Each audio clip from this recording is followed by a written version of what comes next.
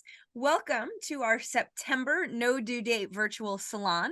We're here to talk about Anthony de Jasay's The State, and we have our good friend Pierre Lemieux, who is joining us today.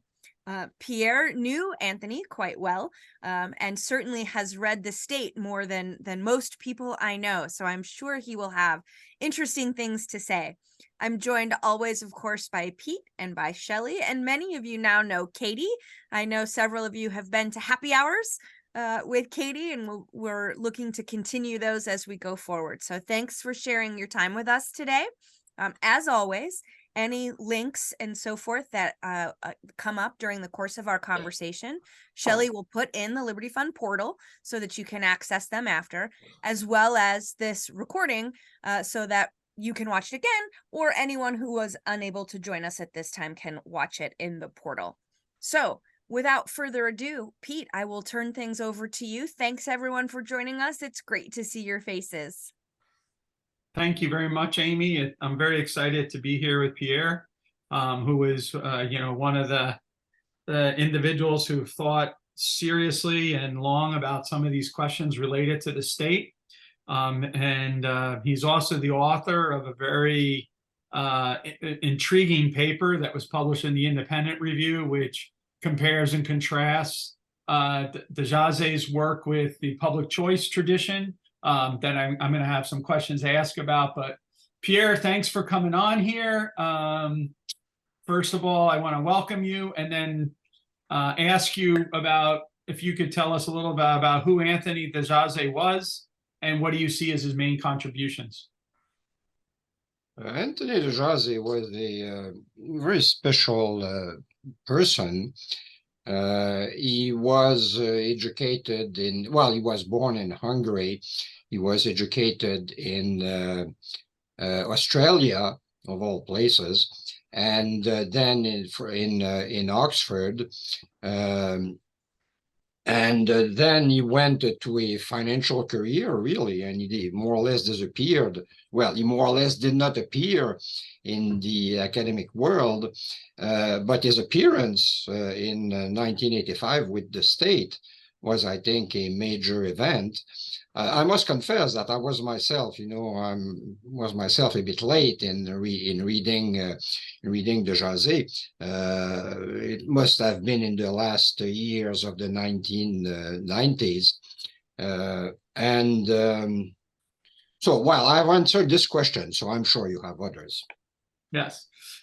So in this paper that I referred to, you compare and contrast his work. You see commonalities between him and the public choice tradition, but also divergences. Maybe you could summarize a little bit of those two aspects of his writings. Well, this article is a long time ago, so you might remember it more than I do if you just read it.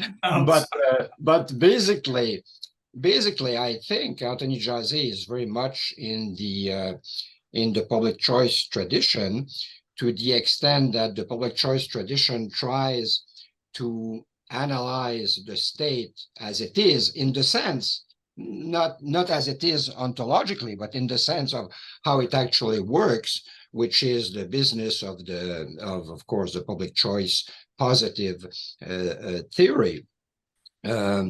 Moreover, de Jasay basically uses the tools of neoclassical economics. He's not really an Austrian economist, although, I think all the interesting neoclassical economists, he emphasized much the subjectivity of choices. And I know that he did not especially like some representatives of the Austrian schools. I don't know if I can. Well, I've written it before. I once asked him why he didn't describe himself as an anarcho-capitalist, and he said, "Well, I don't like the company." And of course, he didn't refer to brilliant people like Pete, who was married, Austrian economics and what we know, and the rest of the economic adventure during the 20th century. So I think that he was basically referring to the Rothbard crowd. I just recently in an Econologue post confessed that I was, as a young man, a big fan of Rothbard, but there were lots of questions I had about what he was saying, and I finally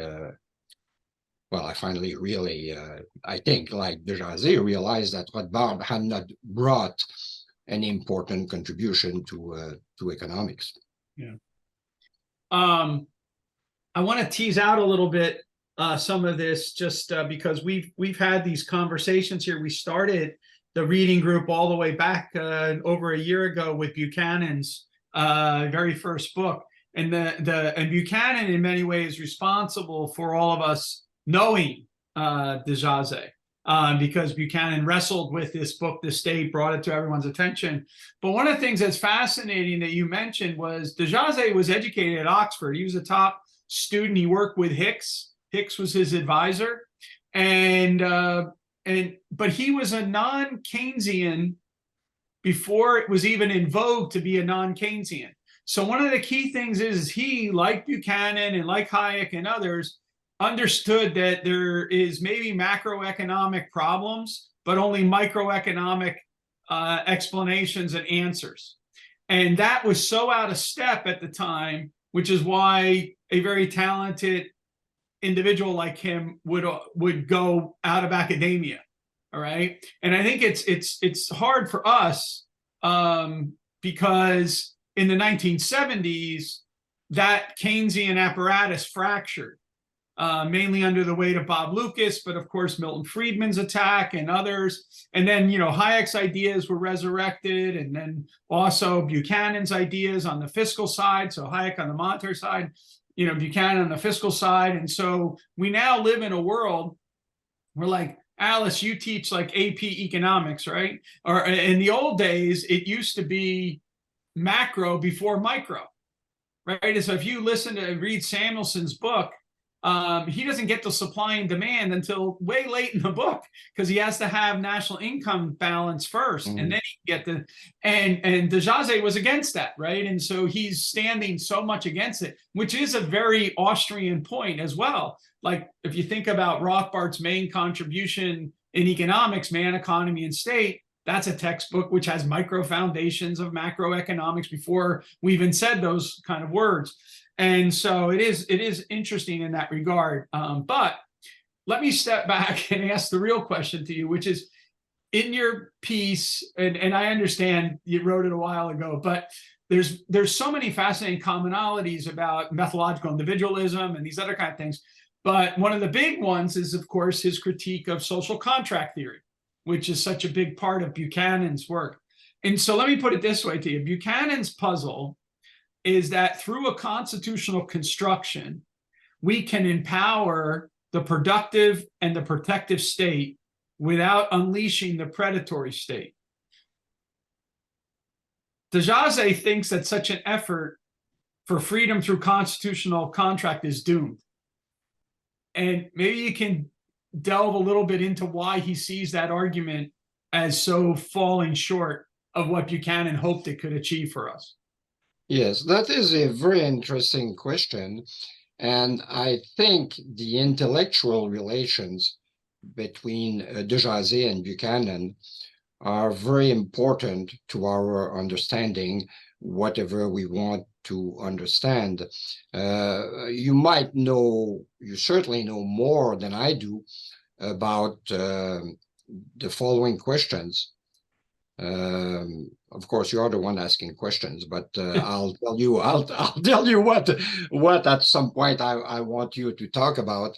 I don't know if Tony knew Buchanan personally. What I know, both from reading Buchanan and from reading de Jasay, is that they both had a deep respect for one another. And their positions, as you mentioned, were actually so different, not methodologically, but on this issue of the social contract. De Jasay criticized the social contract, and I'll come back to the question of what's their main difference on that. But here I have a quote from Buchanan. As you know, Buchanan reviewed de Jasay's The State just 1 year after it was published. He reviewed it in Public Choice. And Buchanan says something extraordinary, and I'm quoting him here. He said, somehow, those of us who retain a residual faith in some positive potential for organization through the state must meet the challenge posed by this book, by de Jasay's The State. We must, says Buchanan, in some form or fashion, incorporate the descriptive features of the state as depicted into a coherent and non-romantic normative account of constructive reform. So obviously Buchanan understood de Jasay's The State very deeply, and he also, and because of this, he recognized that this was a big challenge to his theory. And of course, on the other hand, Buchanan is also a big challenge for de Jasay, because the main difference between Buchanan and de Jasay is that, Buchanan thinks, like Hobbes, that there is a social dilemma in the form of the famous prisoner's dilemma, which is there are some public goods that everybody wants, but if there is no state, they are not going to be produced. And because of the dilemma, because everybody who wants it is going to free ride on the contribution of others. So Buchanan, on the contrary, thinks that public goods exist. And interestingly, but we can come back to this, it's perhaps a bit more complicated. Interestingly, he has the same concept of public goods as Buchanan, which is basically public good is a good where the link between contributions and benefits has been severed, has been cut. So Buchanan thinks that this is done at the level at the constitutional stage, at the stage of the social contract. De Jasay thinks that it doesn't need to be done, basically because there is no dilemma, and there is no dilemma because there is, because we can show, because Buchanan tries to show, and even more in his book, Public Good Free Ride, because we can show that there is going to be some level of public goods published in the state of nature. And we don't know anyway what is the optimal level of these public goods, which is an argument that I suspect must have hit Buchanan hard, because Buchanan had been arguing all the time, that there is no way to determine these optimal, socially optimal points. And so what de Jasay says, and in the state, he just says it actually, I think he just says it in basically two footnotes. Oh, I'm sorry, I'm confusing now with the Public Good Free Ride. Anyway, so what de Jasay says is that we don't need the state. There is no dilemma, which is, the basic difference, I think, that he has with Buchanan. Yeah, no, because they both reject the social welfare function kind of economics that became dominant in the Samuelsonian age and whatnot, but at the same time, they have a different conception of the way civil society would operate absent a state. Buchanan sees it as a Hobbesian jungle, and he sees it as, the ability of this. Part of it is I think, and how would you react to this? Buchanan sees constitutions as pre-commitment devices of contract. So that's why the image of Ulysses tied on the mast is his kind of image of a contract, of a constitution. Whereas to de Jasay, constitutions reflect the kind of conventions in the society. And so and they can't ever hold against the basically self-interested behavior of the people that have power. Because his basic argument is that people who have power because they want to use it. And yes. Therefore you're telling them, tie yourself to the mast. And they're like, nah, make the ropes a little loose because I actually want to use, and the only way Buchanan gets it to work is that, right, Ulysses wants to hear the siren's call, but he knows that if he heeds the siren's call, he's going to die. So he has this time inconsistency issue.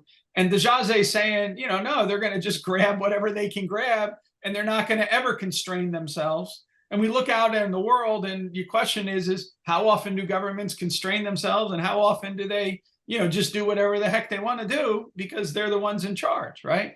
And so it's a very interesting, as you said, very interesting challenge to Buchanan.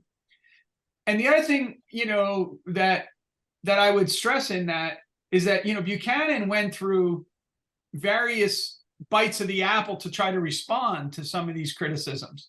And at the very end of his career, he kept pushing this idea of the soul of classical liberalism, that we had to actually bring back a kind of an ideological sort of public capital among the people that would understand the importance of freedom and constitutional contract, which is exactly de Jasay's point, as opposed to these self-interested individuals tying themselves to a mast, right? And then they solve the problem that way. And so it is interesting to see, how that all shakes out.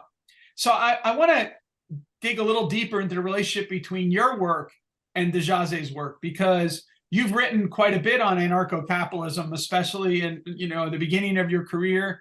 And here's de Jasay coming along, and he certainly is not making an argument for anarcho-communism, right? He's I don't know how many of you watched the Liberty Fund conversation with him, but it's a great conversation because he starts in the beginning of the conversation talking about him meeting this communist guy, back in Hungary when he was looking for a job. And the communist guy was, people like you must be annihilated.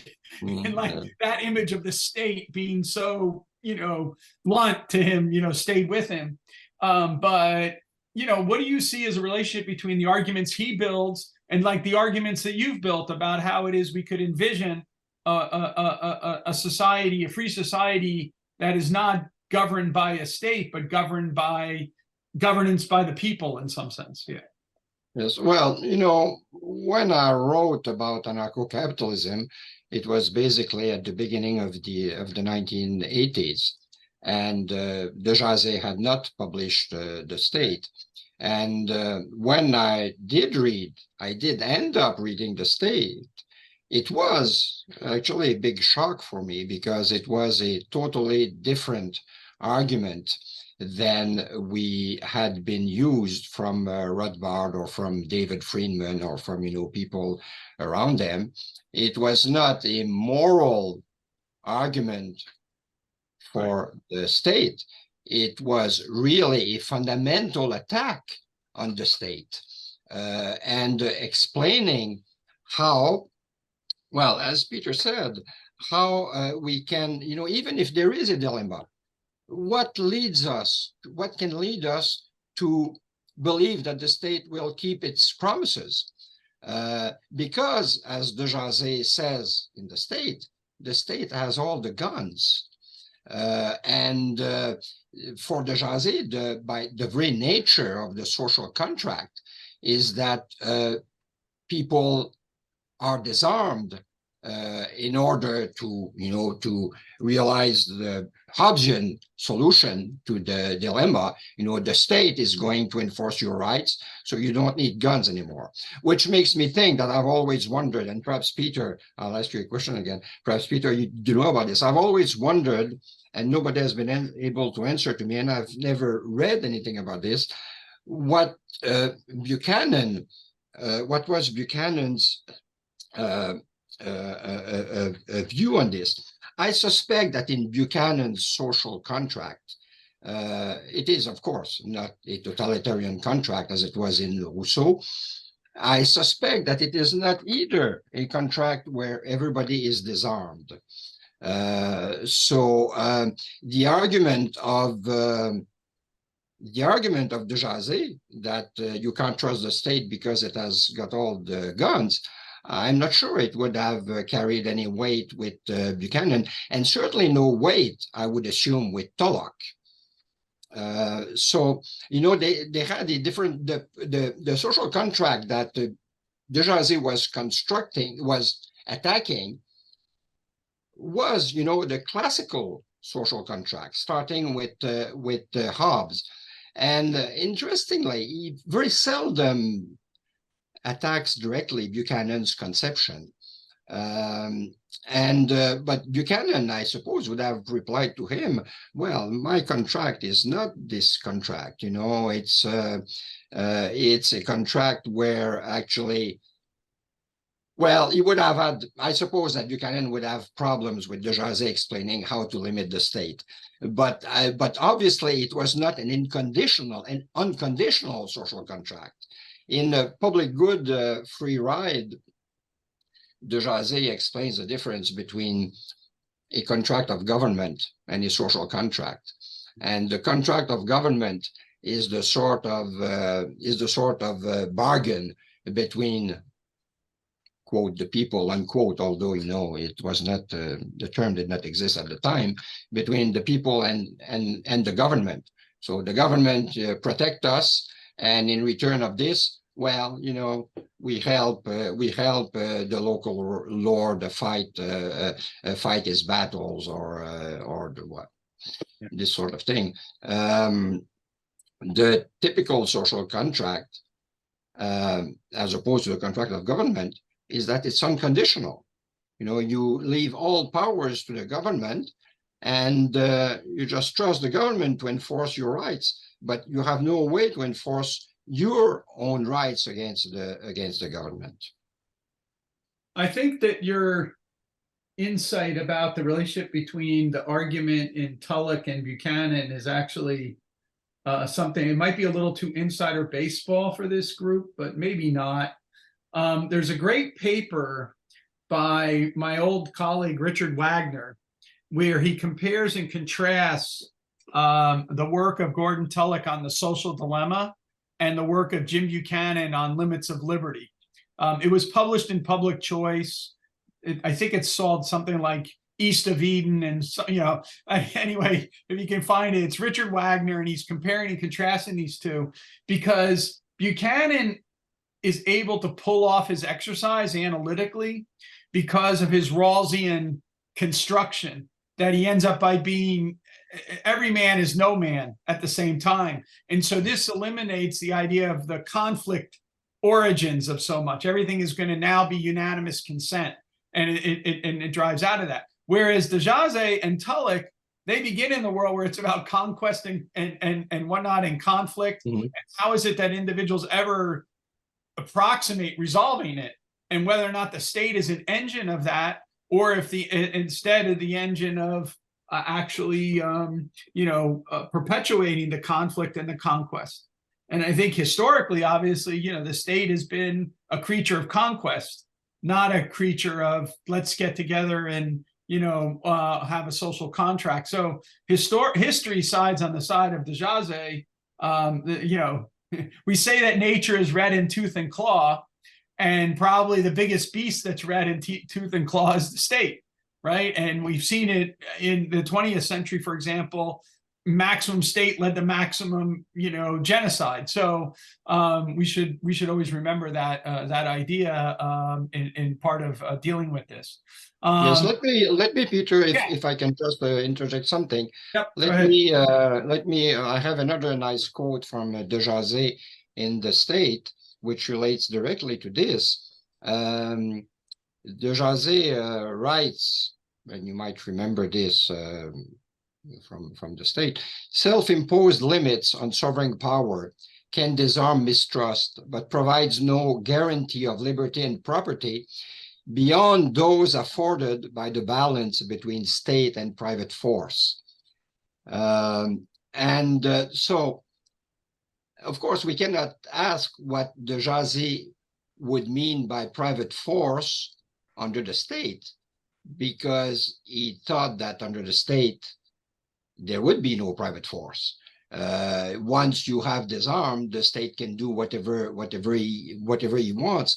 But I sometimes wonder if de Jasay did not have an ideal image of, well, I will say an ideal image of the state, although it is completely anti-Jasayan, but as it existed between, say, the 10th century and the modern state in the 16th and 17th century, which is all these warlords actually protecting people's liberty against what was to become the state. And when the state appeared, then liberty disappeared. But I think that what de Jasay forgets, and if that's true, it's a big thing to forget, is that ordinary people were not especially free between the 10th and the 17th century. Yeah. I was just going to point out this. I don't know if people can see it, but this is one of my former students, Alex Salter, just has a new book out called The Medieval Constitution of Liberty, which basically, argues along an evolutionary path that the small steps towards liberty that were made in the medieval period made adjacent possible the larger steps towards liberty later on. One of the interesting things about de Jasay is that he doesn't want to really recognize a category difference between, let's say, an oppressive modern state and a big sort of behemoth state that's somewhat social democratic, like France, so he wants to see the coercive element in France is just the same as like the coercive element in Venezuela. There's just difference of degree, not of kind. And so when you ask him, can you judge between different states that are better off, he's like, well, not really. My close colleague Chris Coyne is like this as well. If I ever try to talk to him about American history, he's a military expert, as many of you know, and so he'll point out oh, well, the U.S. military did this in the Philippines. You think that's the laissez-faire period, but this is what they're doing at that time, and so it's very eye-opening, I think, when we do this. Let me add something if we go ahead. Time, and especially since you're the one asking questions. So I'll answer a question that you haven't asked, but that you could have asked. Yeah. De Jasay does not attach any value to formal protections of liberty. So I think this is why he probably did not see much difference, indeed, between the U.S. government or the French government and the government of Venezuela. And you see this when you read, sometimes you see this, for instance, about immigration. He read actually on EconLib, he wrote some strange things about immigration, admitting that in a liberal society, of course, immigration is free because there is no frontier and there is no state. So, it's free nearly by definition. But he said, when you have a state, especially a welfare state, I'm talking about that in my terms more than his terms, then you have all these people, he even said these non-white people earlier in his career coming to Europe to benefit from the welfare state, and then the system doesn't work. And so the fact that he did not imagine that formal constraints could limit the state gave him, I think, a bit of a distorted view of the state. But, we don't know. The jury is still out. We don't know what's going to happen with our liberty in the current Western states, and it doesn't look actually it doesn't look very good, eh? Yeah. Right? No. There's reasons to have a kind of a little bit of a doubts about where the future of liberty is going that we have to fight against. So especially with those of you who are teachers and stuff, I think one of the worst things that's happened over the last 20 years is a perpetuation of pessimism among the young people about the environment, about all this things like that. And what really needs to happen is the solution to our problems is entrepreneurship, entrepreneurial innovation. This is why the Matt Ridley conversation, I think, was so important. Anyway, Pierre, I wanted to thank you for answering my questions, but I wanted to open it up to the group now to make sure that they got to ask you questions as they were puzzling through the de Jasay book over the last month. And so to talk to an expert here on this work. So use your raise hand function to jump in. Go ahead, Ryan. Hey, Pierre. One of de Jasay's conceits is treating the state as a singular entity, and that cuts against Buchanan's conception of methodological individualism. I was wondering how both de Jasay, Buchanan, and yourself might explore that tension. Yes, that's a good question. If I remember well, he starts the state by what would you do if by writing what would you do if you were the state. So he sorts of personalized the state. He comes back to this in Public Good Free Ride by saying, well, it explains very well what the state is doing. Just look what it is doing now. But it is something that is a bit puzzling. You wonder to which extent this sort of personalization of the state has not led him to places he should have not have gone, or if it did not change his conclusions. But again, I would again take his argument from Public Good Free Ride. Just look at what happened and what is happening. And it does look like if the state does behave like an individual. It is certainly not the instrument of the people, certainly not 100% the instrument of the people, if only because the people is 320 million. There is no the people, but in a sense there is not the state either. And you have all these conflicts and bargaining and horse trading within the state that probably do limit the state. But I'll let other people, that's a tough question.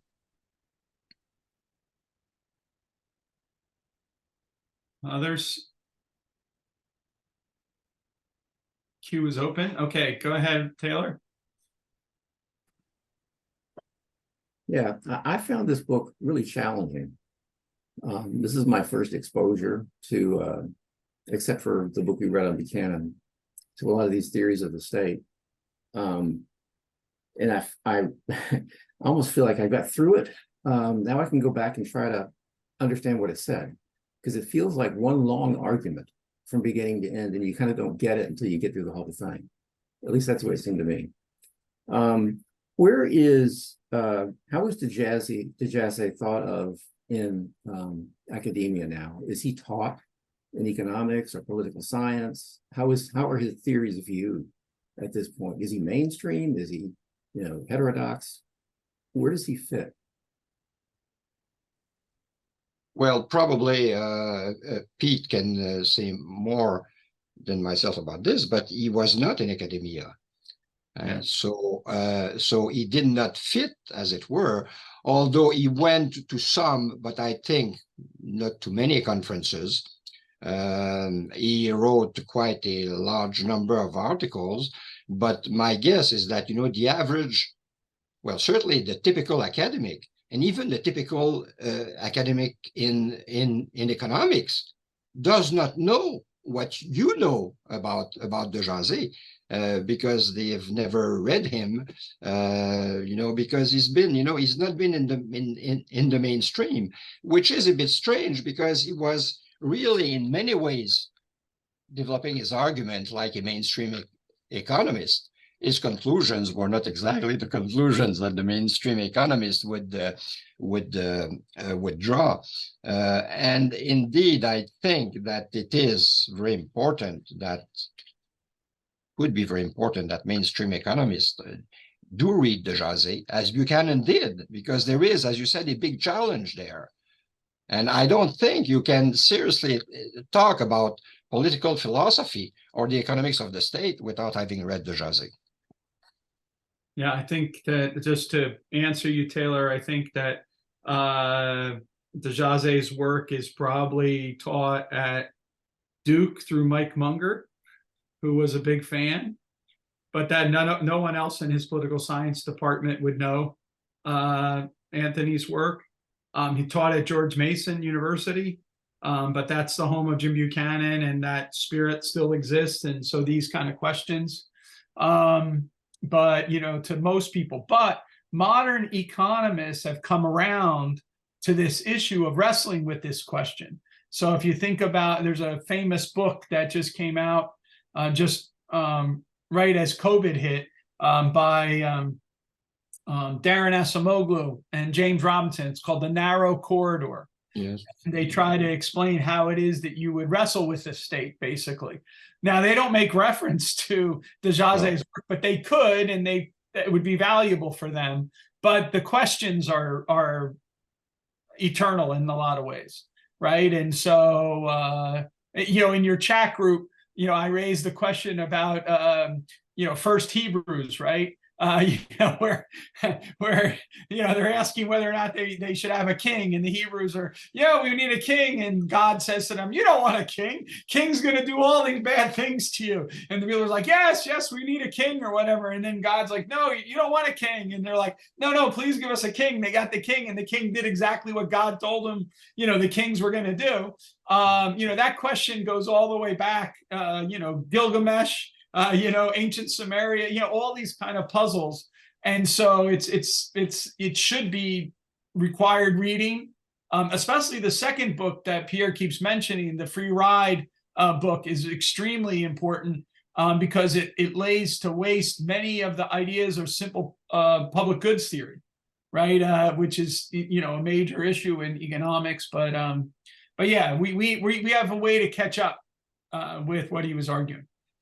Victoria, go ahead. Yes, just a small, crucially important, as you will see, reflection. Unfortunately, God has changed a lot. He's now on Trump's side, as you know. All right. I also had, trouble reading his work. It's complicated, but I think he does do a wonderful job of showing or talking about how in private parts of life we do take care of a lot of our public goods through, natural cooperative behavior. But I wanted to get back to this conceptualization of the state as a big, massive sort of blob hovering over and expanding over the people, and how he talks about that. The power structure is really obvious. It's a David and Goliath sort of power structure between the state and the individual. And it kind of reminded me how anti-capitalists talk about corporations, right? The corporations in business are huge and the poor consumer or worker is small. But then, like, to think about during COVID, when all the states were desperately looking for masks, and they started, Tennessee or Minnesota or whatever, everybody started bargaining for masks and pushing up the prices of masks, it became apparent that, the states were acting as these economic agents, sort of how de Jasay says the state is.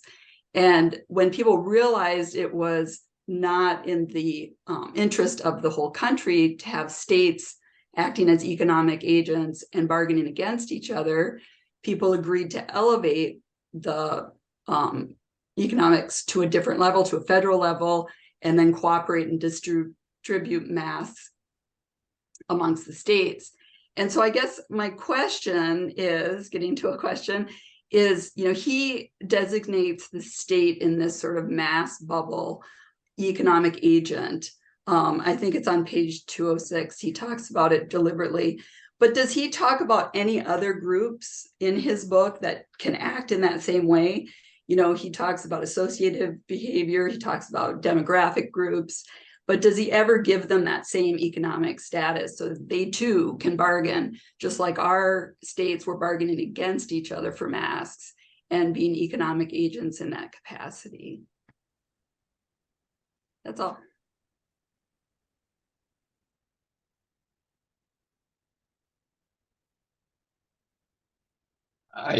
If I can just add some, try to answer your question. For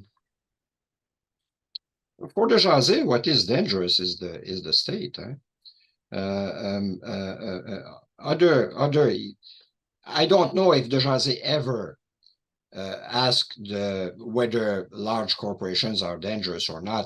I suspect his answer would have been no, they are not dangerous, because you are not forced to contribute.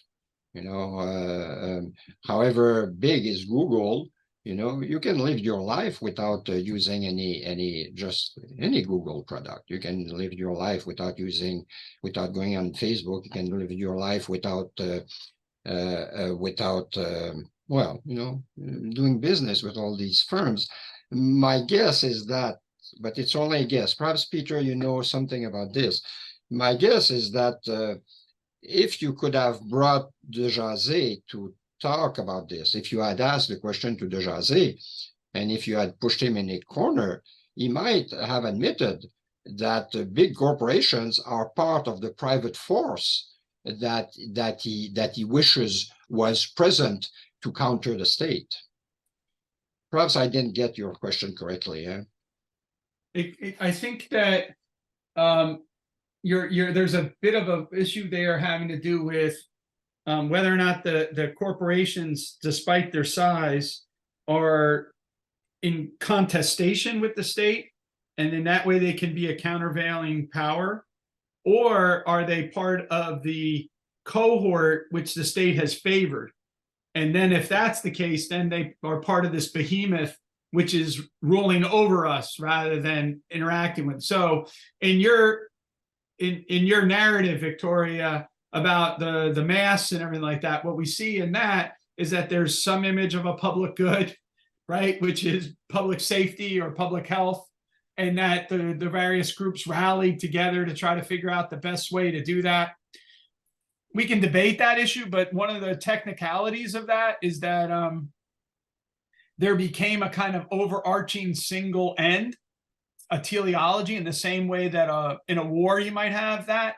And so then that solves a lot of the issues that you normally would have, because there's like a goal that a lot of people agree with, that we want to have, whereas in peacetime or normal times, we have a multiplicity of ends that everyone is pursuing. How is it that you're going to have coordination among all these diverse desires to achieve these various goods and whatnot?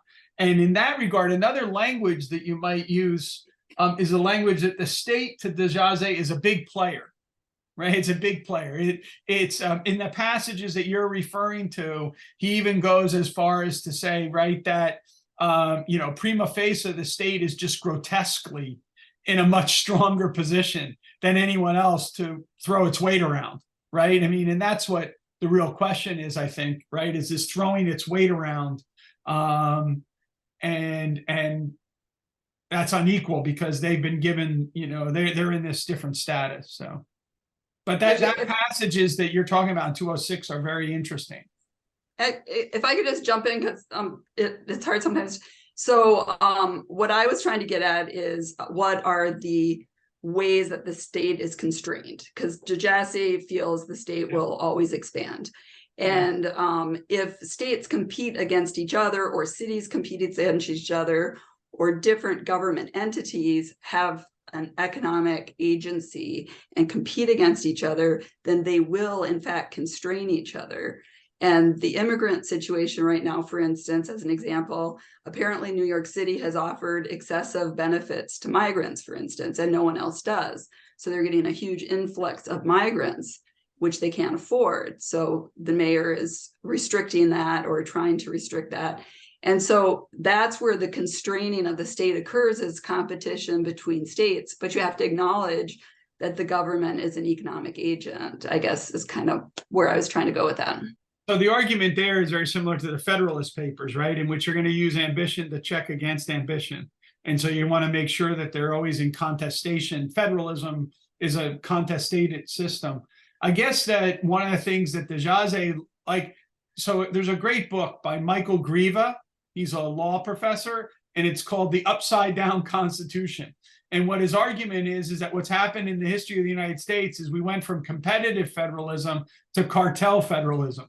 And once you get to cartel federalism, you get more of like the image that like de Jasay has, right? And I think that's all he needs to talk about a monolithic state, is basically this cartel, the interest of those in power. That's kind of basic. It's not that there's a monolithic, sort of, in his thought experiment, what would I do if I was the residual claimant of an organization and I was in charge? That doesn't necessarily mean that he thinks that there's a stable social welfare function that picks optimalities. It's literally like the interests of the elite who are in control of the guns are going to rule in the interest of the elite. They're not going to say, oh, here, like just for fun, why don't I constrain myself, kind of thing. So, all right, Ben.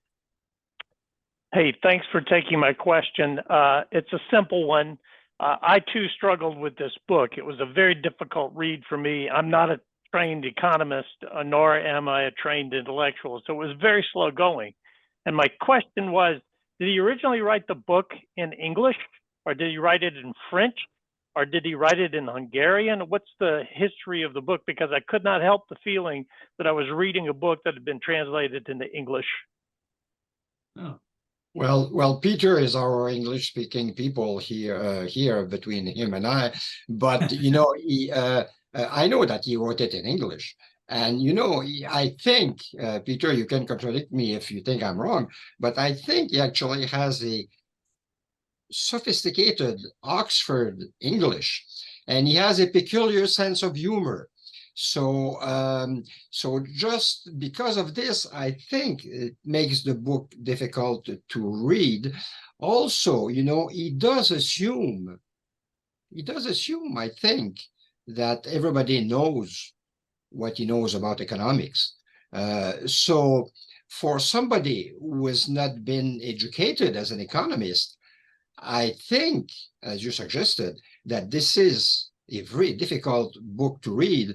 And I often say that one reason I want young men and women to study economics is to be able to understand books like de Jasay's The State, because it's difficult to follow if you just its discussion about utility, for instance, intercomparison, comparing utility between persons is difficult to grasp if you have not studied this. Yeah. I agree, but I do want to share one of those gems that is worth struggling through when you come across a phrase like this. Just on page 3, he quotes, "Myopic simpletons clad in animal skins clubbing each other on the head." And I thought, well, you can't find that very often in a book of this kind of sophistication. So there are gems in there worth mining. Yeah. Yes, just a small thing, but de Jasay was a very sophisticated person. He was a sophisticated European gentleman, and he knew 3 languages. He knew Hungarian, and perhaps more actually. Perhaps he knew German. This I don't know, but he knew Hungarian, he knew French, and he knew English. And this gives one some advantage, but it also, gives one the temptation and the ability to play with language a lot. And I think that you find this in de Jasay. I completely agree. Thank you. I have to leave. Thanks very much. Jason? Thanks. Yeah, building on that, independent theorist, original, playful, but difficult. Is he playful or is he pessimist? Like, it's just a tonal question. And related to that, get a sense of what he uniquely sees, given his vantage point outside the academy. What did he miss? I'm not sure. Can you reformulate your question? I'm not sure I understand. So I glommed on to Ben, noting that Yes. the text at times could be read as pessimistic, but I experienced it as playful, humorous at times. So I was curious, given Peter's earlier comment about cultural pessimism, where does he come out? Is this a pessimistic voice or kind of hopeful, playful voice? I think that de Jasay was, from this point of view, exactly like Buchanan. He would just follow his theory where it would lead him. And I don't think that this question, for de Jasay, I don't think it would have a meaning. He was neither pessimistic or optimistic. He was an analyst. And I think that it was the same for Buchanan. Buchanan, Jason, used to like to describe himself as a pessimist when he looks to the future and an optimist when he looks backwards, because surely the world should have been worse off than what it is. All right. And but you know, I do think that there's an aspect that Pierre was referring to with his language, that he is playful in the same way that Nozick is playful. Like there's kind of a, when you read Nozick, there's kind of a joy in making arguments. And, you know, for good or bad, the way I like to put it is that these guys enjoy pulling on the nostril hairs of God. And in their world, it's that God is the establishment of the academic establishment, who in many ways try to complicate ideas, which they are cutting through. And by pulling the hair, so like Pierre mentioned about utility theory, again, de Jasay is working within his Hicksian framework, but within that framework, he's also pointing out that the kind of cost-benefit analysis that all these guys do for granted is just BS. It's just like made up arbitrary BS. So they can't do the things that they say they're doing, but they try to do it anyway. So I'm going to expose you for doing that. That's and in order to do that, you have to be a little playful and, you know, dance a little bit, right? And he's doing that. Yeah. Ryan. De Jasay seems to think that constitutional safeguards aren't quite enough to constrain the state, in part because the state wouldn't agree to constrain itself, going back to the Odysseus on the mast metaphor. Yeah. On page 208, though, he goes into something, a little bit of a cultural argument. He's talking about parliamentary sovereignty in England after the Glorious Revolution, where Parliament has essentially unlimited power, and the only safeguard is self-restraint. He's basically making a cultural argument there that he doesn't make throughout the rest of the book. People like Deidre McCloskey has developed that, as have Virgil Storr and Ginny Choi in a book this group read earlier. But does de Jasay get into more cultural arguments elsewhere in his works if he's still sour on constitutional level protections?